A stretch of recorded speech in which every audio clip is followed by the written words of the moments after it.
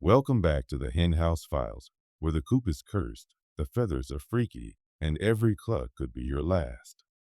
Tonight, we've got a tale that'll have your beak trembling. A terrifying encounter with the infamous black-eyed children. So fluff your feathers, lock your roost, and remember, when they knock, don't let them in. Tonight's tale is called Don't Let Them In, a black-eyed children encounter. Get ready, because these little peckers aren't here to play. They're here to haunt. It started like any other night. Jacob was settling in at his cabin just outside Taos, New Mexico, remote, quiet, nestled against the edge of a dense forest. He lived there to escape the noise of the city, preferring the silence and isolation. That night, snow had begun to fall, covering the pine trees in a white veil. The wind howled occasionally, but otherwise it was deathly still. Jacob had lit a fire, poured himself a glass of bourbon, and was flipping through a weathered Stephen King novel when Rusty, his shepherd mix, began to growl. It was deep, guttural, not his usual bark when a deer passed by. No, this was different. Jacob stood, watching as Rusty crept toward the front door, hackles raised. Then came the knock. 3 slow, deliberate knocks. Knock, knock, knock. Jacob paused. It was nearly midnight. No one should be out here, especially not in a snowstorm. He walked quietly to the door, peered through the peephole, and stopped breathing for a moment. 2 children stood outside. A boy and a girl. Couldn't have been older than 10. Their faces were pale, unnaturally pale, like they hadn't seen sunlight in years. Their clothes looked old, almost antique. The girl wore a white dress with lace trim, stained with mud. The boy had on a tattered gray hoodie and jeans, far too thin for the cold. But the weirdest part wasn't their appearance. It was how still they were. No shivering, no fidgeting, just standing. Too still. Jacob didn't open the door.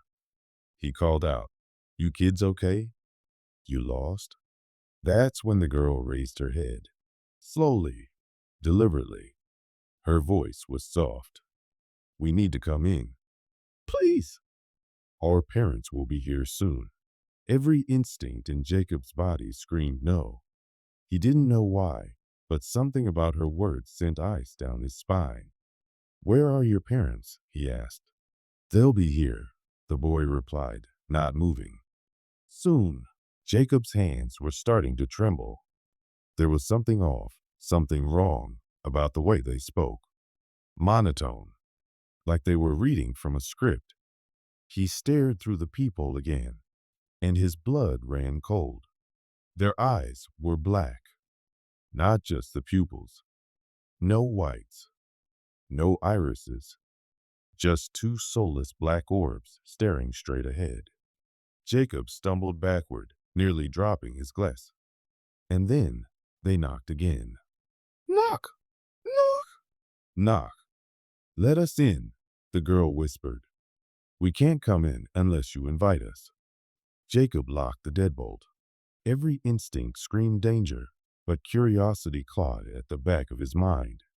He grabbed his phone to call the sheriff, but it was dead. No signal.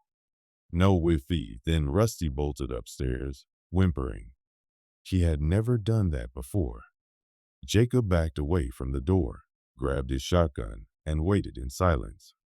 Minutes passed, and then the doorknob began to turn. Slowly, quietly, they were trying to come in.